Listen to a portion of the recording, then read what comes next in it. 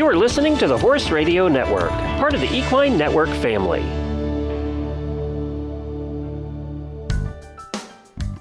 Hello, I'm Stephanie Ruff. And I'm Aviva Nebeski. We're the hosts of the Dressage Today podcast, where you can find us talking about anything and everything dressage related.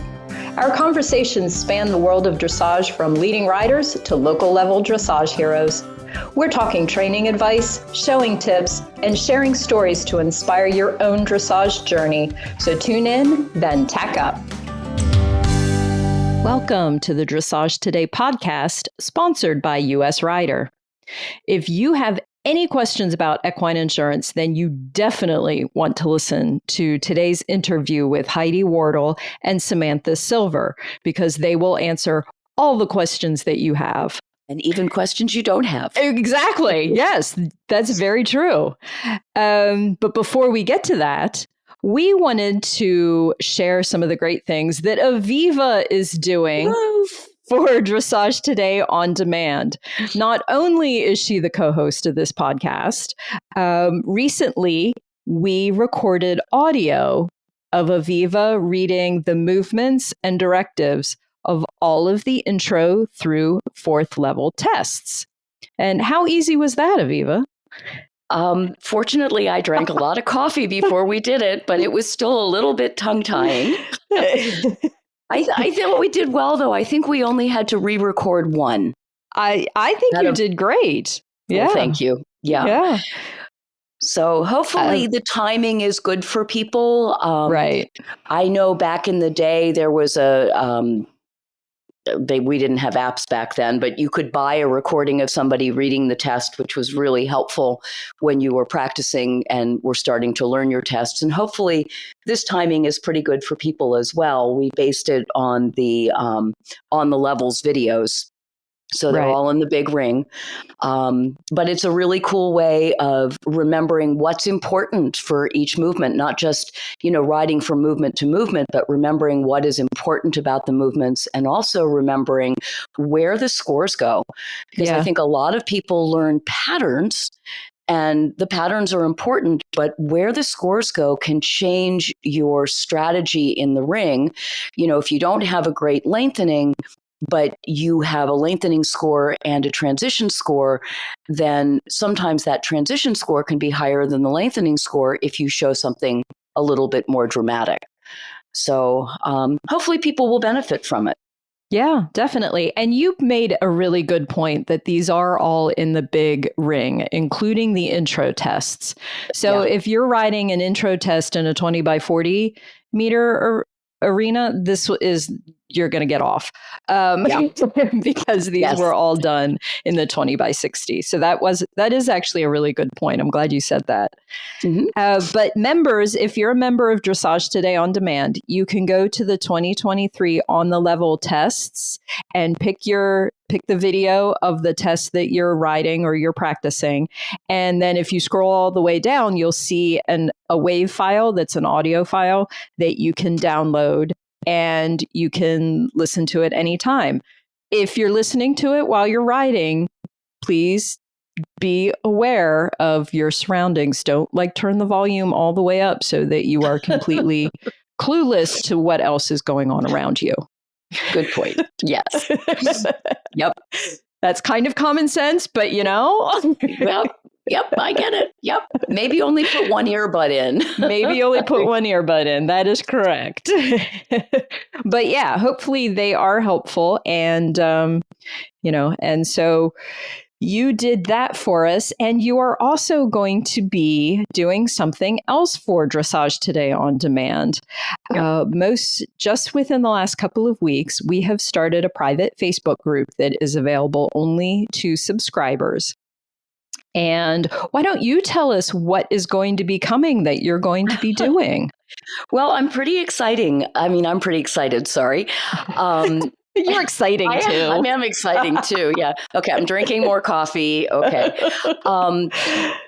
To our subscribers, we are going to be offering a neat service where they can send a video of them riding a test, and I'm going to judge it. Right. So you get the opportunity of doing some virtual test riding and getting some, comments back from an L grad to just help you before you go into the ring for a real show, either a schooling show or a licensed competition. And it's a really neat idea. And Yeah. I mean, most of you guys know me at this point. You've been listening to me for a couple of years now. And so it'll be a fun way of my getting to connect with some of our listeners in ways that I never have. And I think it's a nice benefit for people just to get an extra little, 2 cents of an L grad's opinion of what you're doing in the ring. Right. So yeah. So excited to get started on that. Yeah. And we are kind of working out the logistical details right now. But once we get that all figured out and squared away, we will be making that available again in the private face group book. So if you're not a member of Dressage Today on Demand, where you can also watch, thousands of videos, you've got that too. You need to go to ondemand.dressagetoday.com and sign up is what you need to do. Yep. So many fabulous videos. I mean, for those of you who are not already members, all of the people pretty much that we have talked to over the years in the podcasts, their videos are there. Yeah. So Helen Fletcher and Pilates are there, and Michelle Wellman and Cavaletti are there, and, just some really, really fun stuff, not to mention, Stephen Peters and Anna Buffini. So some really great stuff to watch, and very inexpensive overall for a monthly. So everybody join. Yeah. So everybody go check it out. And then you can, then you can interact even more with us. Yes. Which is what everybody wants to do, right? Yeah, right. Exactly. Absolutely.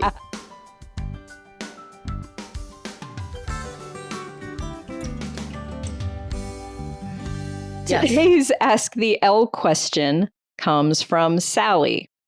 And she would like you to please explain the difference between cadence and rhythm and tempo. Absolutely. So I remember many years ago, a friend of mine had a lesson with Jane Savoy, and Jane Savoy said to her, "Do you know what the difference is between tempo and rhythm?" And she just, boom, without even thinking, gave an answer. And I thought, wow, I didn't know that. That was pretty impressive. So now I do know the difference between rhythm and tempo. So for you guys, tempo is the rate of speed. So you may get a comment on your test that says quick or rushing or fast or slow. And those are all about the tempo, the beats per minute. So if you've ever done a freestyle, you know that you check the beats per minute of your beats per minute. Boy, that's hard to say, of your walk, trot, and canter so that you can find music that suits it. Rhythm, on the other hand, is the sequence of footfalls. So a walk is a 4-beat gait, not a 1, 2, 3, 4, and not a 1, 2, 3, 4, but 1, 2, 3, 4. So that's rhythm. So sometimes you hear things like lateral walk, which means that the rhythm is not clear, or you hear 4-beat canter. Again, that's the sequence of footfalls, or lateral canter. So rhythm is the correct sequence of footfalls for the particular gait. And that is extremely important because that also defines the gait score in your test. So if you have a bad walk and a great trot and a great canter, you're probably not going to get an 8 on gaits. You may only get a 5 on gaits because that walk is not correct, and that's important.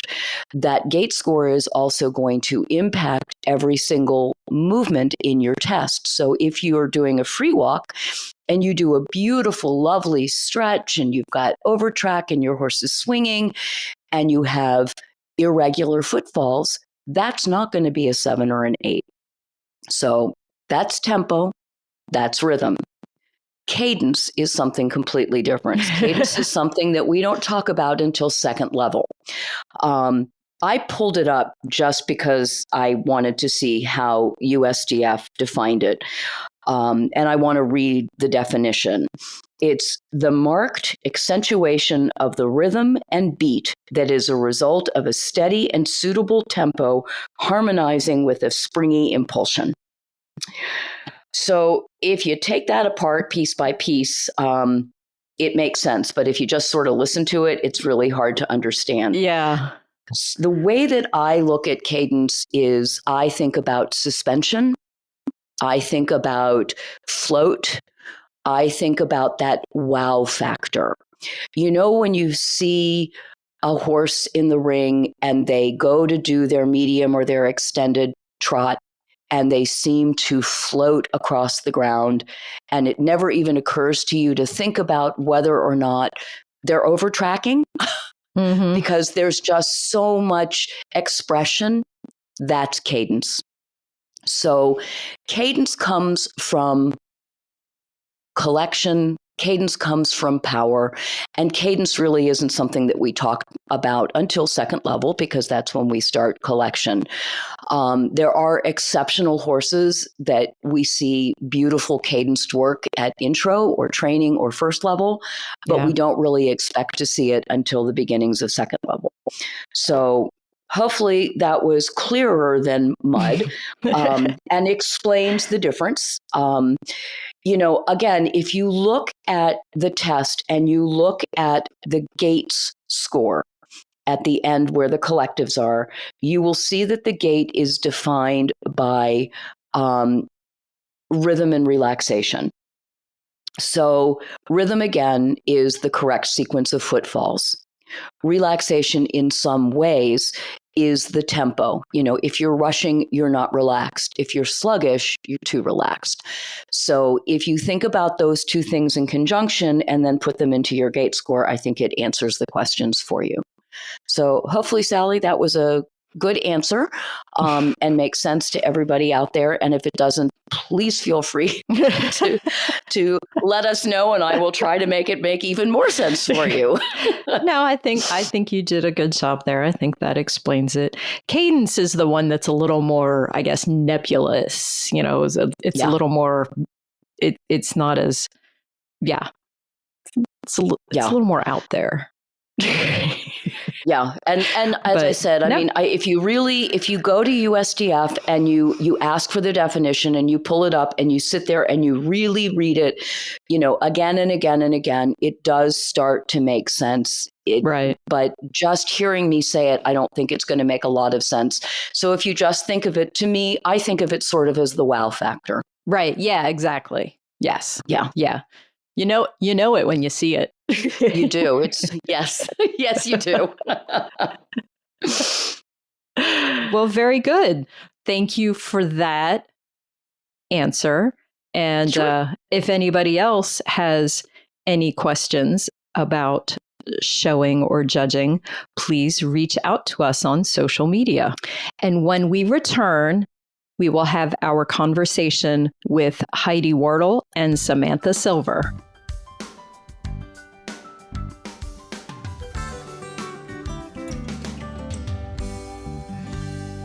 Whether you're headed across the country or just down the road, you could be traveling with the peace of mind knowing that you and your horse are protected by U.S. Riders 24/7 roadside assistance coverage.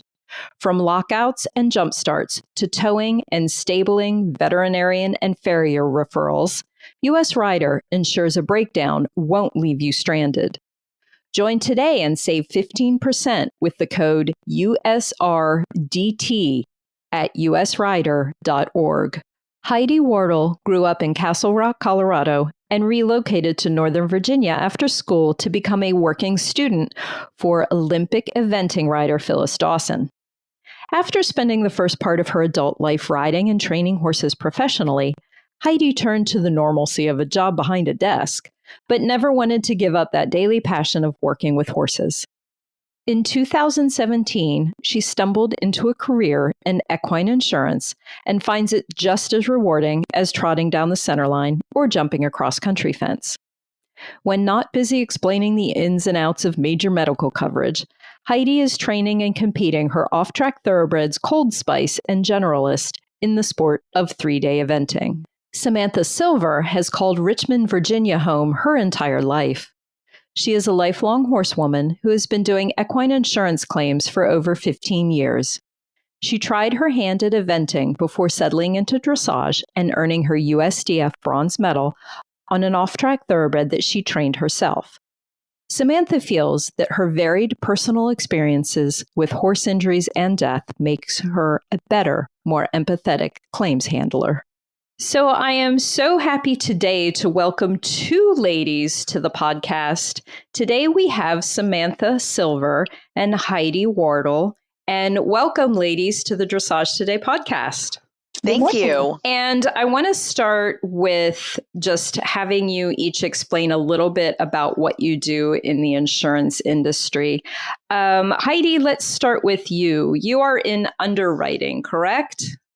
Yeah, I actually work for an agency and I'm a broker. So okay. I'm basically responsible for kind of being the, intermediate person between you and the underwriter that actually writes the policy. So I help you find the right policy for your needs and kind of get that, written and signed up through the insurance company's underwriter. Gotcha. And Samantha, you work in claims, correct? Yes. I'm the person that you will talk to if your horse is injured or sick. And that must be a tough side to be on at times.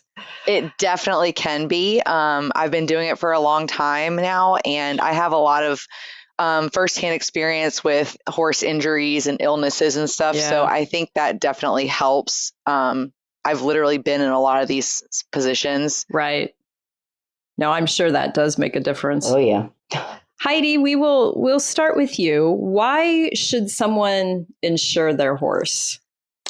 Well, when I talk to people, I think we all know that horses are not cheap. And inevitably, they do have something wrong with them every once in a while. And especially right now, with inflation and the cost of everything, I don't think it's a bad idea to have a little bit of what I call financial aid as far as insurance for your horse. There's things that happen unexpectedly that you can't necessarily budget for if your horse has a serious injury. And, if you have your horse insured, it makes it a lot easier to make decisions on whether you can treat your horse or not, based on what you might be able to afford. So I think that's just huge peace of mind in anyone that owns a horse. And could you explain the different types of insurances there are when it comes to insuring a horse? I mean, I know there's kind of a bit of a list, and there are differences such as major medical and surgical and mortality and everyone kind of has a different reason for what they would want the coverage for. Basically, it starts with your mortality coverage, and that is the base of the policy and is required to get any of the other coverages. And the mortality is the life insurance, so that value that you would be reimbursed if the horse had to be euthanized or was stolen and not recovered. Once you have that policy, you can add on the other options, the biggest one being major medical, which obviously is going to be the coverage that reimburses you for covered expenses related to accidents, illness, injury, disease, lameness, those veterinary costs that nobody likes to have, but they do happen. Right.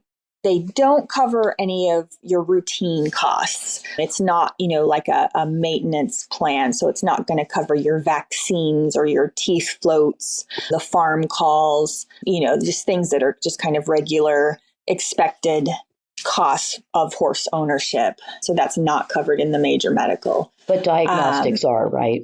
Yes. Depending on your policy. And that's, you want to make sure that you understand the coverage, because everybody has a little bit of different reimbursement options in their programs. But yes, diagnostics would be under that major medical endorsement. Some companies do offer more limited coverages, like just specifically for colic or specifically for surgery. And then depending on your horse's value and the use, sometimes the loss of use coverage is available. We don't sell as much of that as we used to. As you can imagine, the idea behind loss of use is that you will get reimbursed if your horse is no longer able to perform, the use that you purchased it for. So, perhaps your dressage horse is severely injured and can no longer, do dressage, you might try and have a loss of use claim. But unfortunately now we have so many treatment options. It's actually kind of rare to, actually prove that the horse has a complete loss of use. So it's a coverage that used to be quite popular, not so much these days, but it is still out there. Is it true, Heidi, that with loss of use, you are required to euthanize the horse? No, loss of use is, more for situations where the horse doesn't meet criteria for euthanasia, but obviously, maybe can no longer be ridden or useful. One thing that a lot of people don't realize about that coverage, though, is if you do get reimbursement on that claim, you actually don't get to keep the horse. Usually the company does take possession of the horse if they've paid the claim, and they don't pay on the full value. So a lot of people think, if you get the coverage, and your horse ends up being a pasture pet, you get paid and you can keep him out in your field. It's not actually how it kind of turns out in the end. So if it's a coverage you do look into, certainly check the policy wording and make sure you understand the process of it. And we don't always, as a claims person, we don't always take the horse. In the two companies I've worked for over 15 years, both companies chose not to ever take the horse because it would just be an additional expense for the company. Yeah. And like Heidi said, you're paid a percentage of the mortality value. So you would get paid and then you would submit the horse's registration papers, like USEF or USDF papers, to the company at the bare minimum to basically show that you can't show the horse anymore. Okay. What would an insurance company do with the horse? That's where I've been doing it for 15 years, and it's a question I get a lot when people have loss of use claims. I don't know what they would do. The two companies I've worked for have not taken the horses because, again, it's just another expense on the company. So most of the time, I think the horse does stay with the owner. But like Heidi said, these policies, you have to check the wording because some of them they can take the horse. Talking about things like mortality and loss of use. How do you determine a horse's value? Is it the purchase price? If you've had the horse for a while and decide that you want to insure it later, do you add a show record? If you don't have a show record, do you have, how do you prove value? Yeah, most of the time we're going to start with your purchase price. Certainly if it's a brand new purchase, you're setting that market value by what you just paid for the horse. So that's generally where we start. Obviously, if you've had the horse a length of time and have invested, lessons, training, shows, whatnot, that certainly shows that there is an increased value to you, not necessarily market value, although they do consider, if you were to sell the horse, what it would be worth. But they really want to see the amount you have invested as far as training and shows, because, they're looking to reimburse you for your lost, value. Necessarily the loss you might get if you sold the horse. It's kind of, that's a different perspective sometimes. So when you're deciding the mortality, some people don't necessarily choose to insure the horse to a full value that it might be worth. They're maybe going to insure it for the amount that they would feel comfortable with getting reimbursed if the horse were to die, whether that's a replacement cost for them or just their initial purchase price. It just, that value is a little bit different for everybody. And when you go to get insurance on a horse, does it typically require a veterinary exam? It depends on a lot of things. Different companies have different requirements. Certainly, if you have a higher valued horse, over 50,000 or over 100,000, you're probably going to be asked for a veterinary exam or a copy of a recent pre-purchase. If you have a horse that you've owned a while and hasn't been insured and maybe has some health history, they might request a veterinary exam be done so that they can just see that the horse is currently sound and healthy. But there's also a lot of instances where if you've got, a horse that's sound and healthy and it's, under $50,000, a lot of times you can get the coverage without needing your vet's involvement. Mm-hmm.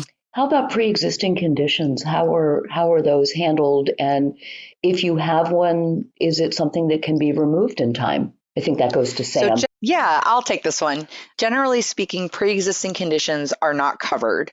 A lot of the policies out there have the wording in their pre-existing wording exclusion that says if it's non-disclosed and pre-existing, meaning if you report it and the underwriter does not exclude it, then there is still coverage.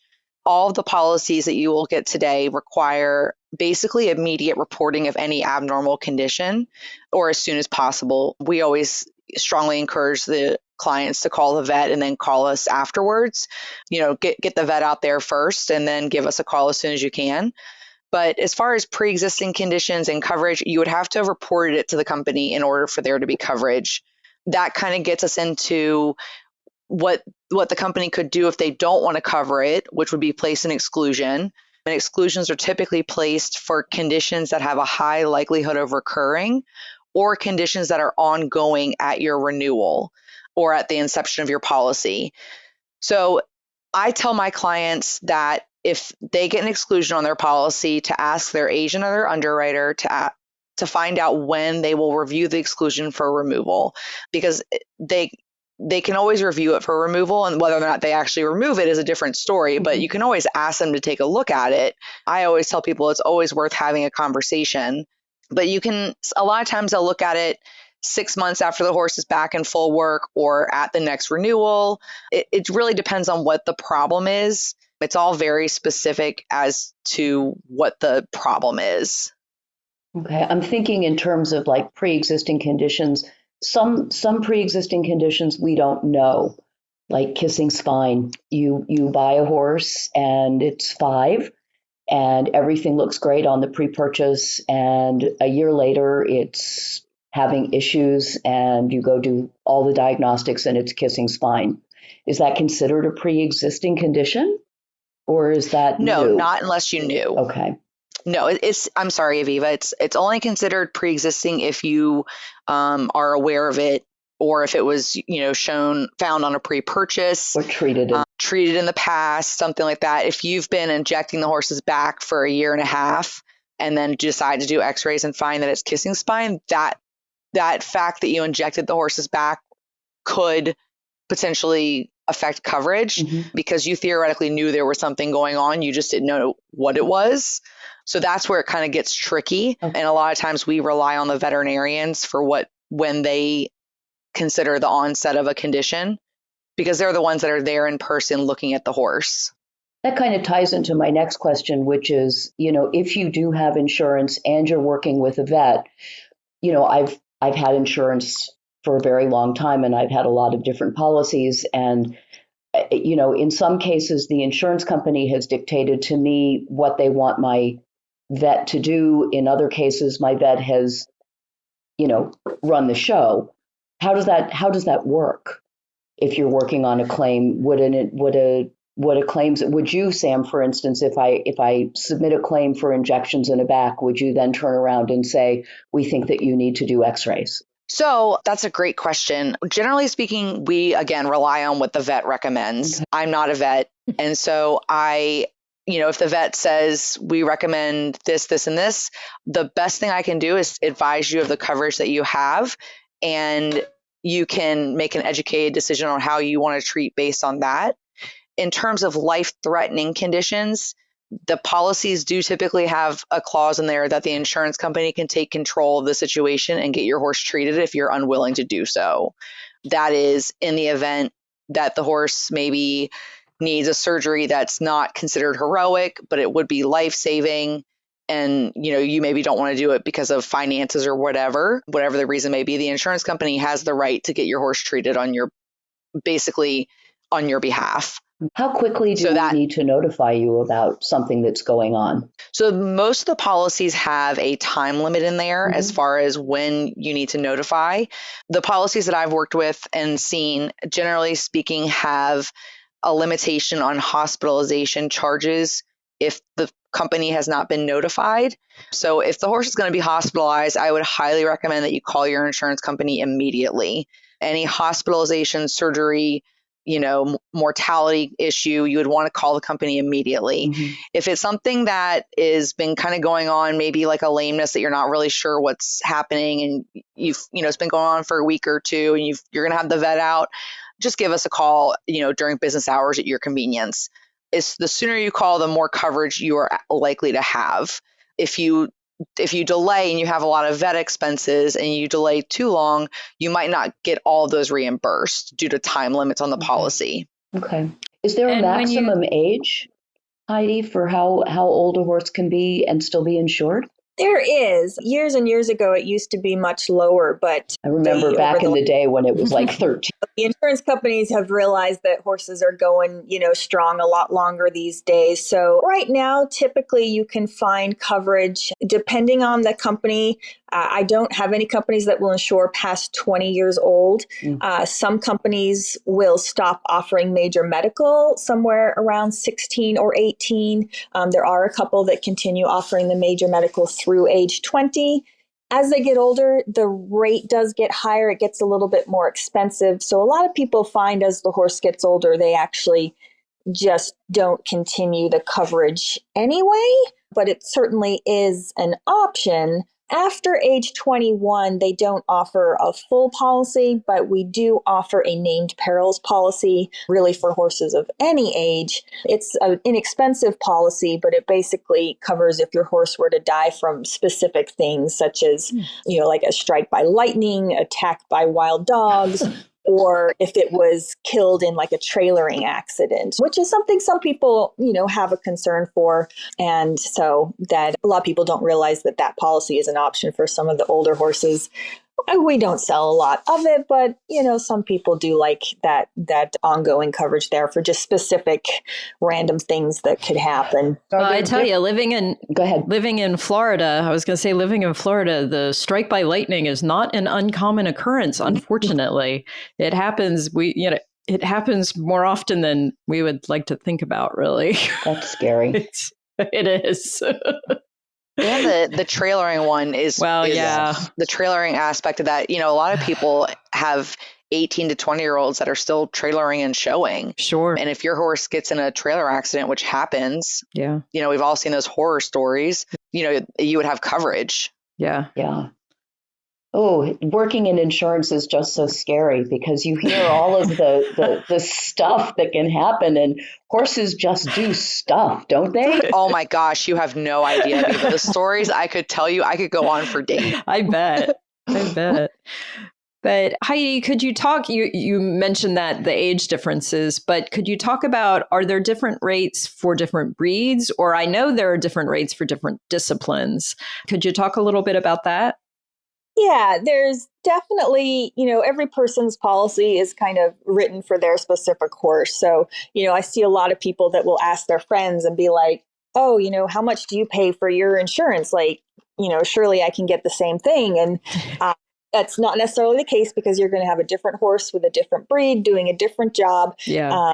At a different age. So yes, the premium is going to be all over the place depending on your coverage. A pleasure horse is not going to cost as much to insure as an eventing horse.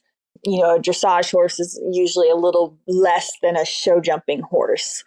As you can imagine, it's just kind of based a little bit on the amount of risk you can expect for the different disciplines. As the horse gets older, you do start to expect that the older horses are a little bit more at risk for illness and disease.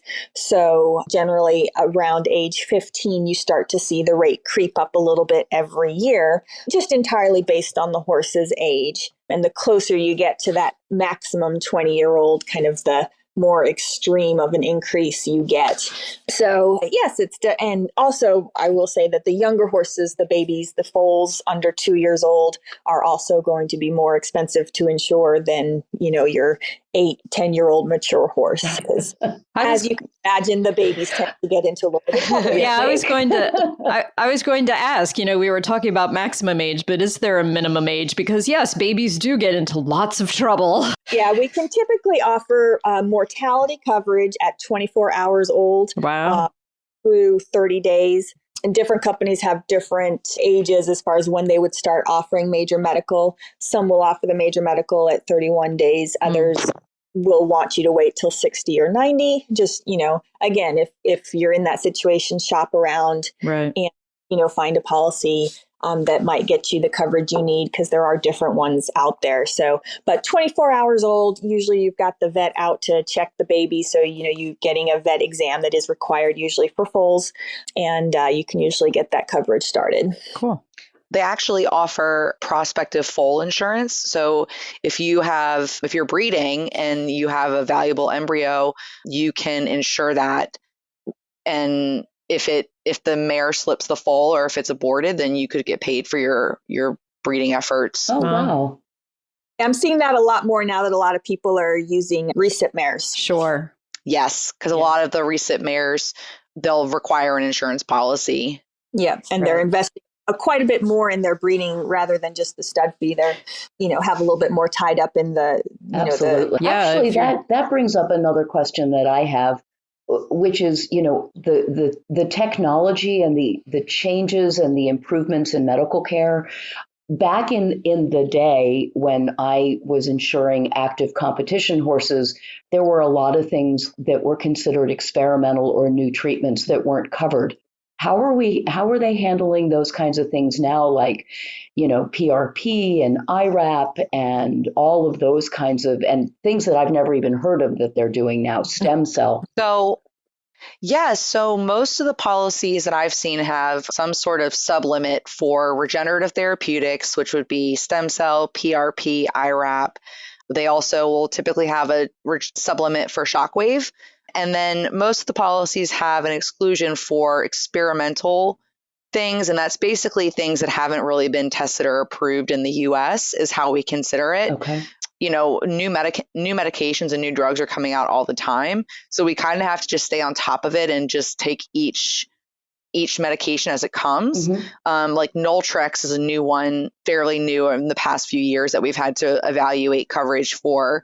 And some of these, are really aimed at treating arthritis. And a lot of times treatment for arthritis is specifically excluded because it's kind of considered something that horses get no matter what. So yeah. That's interesting. Yeah. And what Samantha said, she mentioned the sublimits for, these regenerative treatments. I like to tell people when they get a policy that you shouldn't expect it to cover 100% of everything. So some of these treatments like PRP and stem cell, they are generally optional treatments, for you to decide whether to do for your horse. And so because of, just there are so many options now and the cost of everything, the insurance companies are placing these sublimits on those treatments. So you generally aren't allowed to use your entire policy reimbursement limit for things like PRP and shockwave. They're going to limit you to a certain amount or a certain number of treatments, just so that you can't go crazy and do everything, get everything reimbursed. And is there a maximum limit that insurance will cover for treatment of various things? Yes. It depends on your policy, and that's what you kind of choose when you get the policy as far as the annual maximum limit, which is generally depending on the company, can be $5,000, $7,500, $10,000, or $15,000. Okay. And not every horse is eligible for every limit. It just, depends on what's available. And also some policies have a time frame limit on each incident. So it'll give you 120 days worth of coverage for, X, Y, and Z. And then at the end of that 120 days, that's it. Some of them offer sublimits, and then some of them. What's a sublimit? It's basically a limit within the policy. So if you have a $5,000 policy limit for your medical surgical and you have a $2,000 sublimit on regenerative therapeutics, you can only spend $2,000 per policy period on regenerative therapeutics, no matter how many claims you have. Okay. Gotcha. Okay. I mean, you can choose to do it yourself, but coverage. Absolutely. Yeah. You can always choose to do it yourself. It's just whether or not it's going to be covered is a different story. Okay. And, the reason that the insurance underwriters have put exclusions, they put sublimits, is to try and keep the price somewhat reasonable for our clients. Mm-hmm. Yeah. It's kind of, the major medical is kind of a bleeding ulcer for the insurance companies. And so it's trying to continue to offer it and be reasonably priced has been, I think, a very difficult thing for the underwriters to figure out. Sure. Yeah, I would say over the last years, with all of the advancements with the veterinary technologies, the average claim reimbursement used to be maybe $1,500 per claim. I would say now the average claim reimbursement is closer to $2,500 or $3,000. And the premiums that, the insured is paying has not really gone up, enough to compensate for that. So, when I talk to someone about getting a policy, my biggest takeaway for them is to consider this financial aid. Your policy, you should not expect it to pay 100% of your vet bills. That's not what it's designed for. Right. But it's designed to help you with, some of those extensive vet bills. And as I said in the beginning, it's going to be there certainly when you have a situation where, your horse needs life-saving care, where normally you might not have the finances to do that, with an insurance policy and that financial aid it provides, you're going to be able to make an easier decision to say, that you can treat the horse to save its life. Right. Well, changing gears just a little bit, our last question is something we've been asking all our guests this year, as Aviva and I are putting together quite an interesting book list. So we wanted to pose the question to both of you ladies as well as to whether or not you had a favorite book, and this could be fiction or nonfiction, horse book, not horse book. If there's something in particular that you love that you would like to share with everybody. Oh my gosh, I am a huge reader. I read like 3 books at a time. Oh my goodness. Yeah, like I spend a huge amount of money reading books. So I would say my favorite horse book would probably be Man O' War by Walter Farley. Oh my goodness. Yes. I love that story. And then I have my favorite book tends to vary. It's either Outlander by Diana Gabaldon or completely different genre, Magic Bites by Ilona Andrews. I really like the fantasy action genre now. Yeah. I'm really into that. So that's my latest favorite. Cool. Yeah. So I'm sitting here looking at my bookshelf and just kind of pondering, which one to choose to grab. Honestly, it's kind of obscure. It was probably written in the early 90s, but it is a horse series by an author named Carolyn Banks, and she has like 5 or 6 books, and one of them is called Death by Dressage. I love that series so much. I knew someone would have heard about it, but I think it's hard to find in print these days. You could probably, try and find a copy on Amazon or something, but it's these, well-written little kind of horse mystery novels, for, any horse enthusiast will kind of appreciate them. So that's just... I'm going to have to find those. Oh, they're so Me fun. too. They're so fun. I love those. Reread them every couple of years because they're just fun. It just, when you're a horse person reading a horse book, you just feel so, understood. Right. Well, excellent. Well, we will definitely add those to our ever-growing list. And I have a copy of, I haven't read that Man O' War book since I was a kid, because I was so into Walter Farley when I was a kid, like many of us were. But I still have it sitting on my bookshelf. Maybe I'll have to get it out and dust it off. But those are great. So we will add those to our list. And I want to thank both of you for joining us today. This has been educational. It's been informative. I know I learned a few things. Did you learn some stuff, Aviva? All kinds of stuff. Okay. Yeah, no, really, seriously. Yeah. I've had horses for 30 years, and some of them have been insured and some of them haven't been. And the industry has absolutely changed over the course of 30 years. And it's nice to hear that it's where it is now, because I think it's the coverage is just better than it used to be, and the understanding of what's involved is better than it used to be. Right. So good job, ladies. Yeah.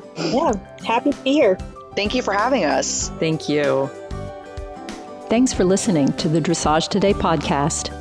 If you've missed any episodes or to subscribe, go to Apple Podcasts, SoundCloud, Stitcher, or wherever you get your podcasts. While you're there, please rate and review the show. Learn more and read in-depth training articles at dressagetoday.com, or you can visit our subscription video site, ondemand.dressagetoday.com. Be sure to give us a follow on Facebook, Instagram, Twitter, and Pinterest. Happy riding, and we'll see you at X. The Dressage Today podcast is a production of the Equine Podcast Network, an entity of Equine Network, LLC.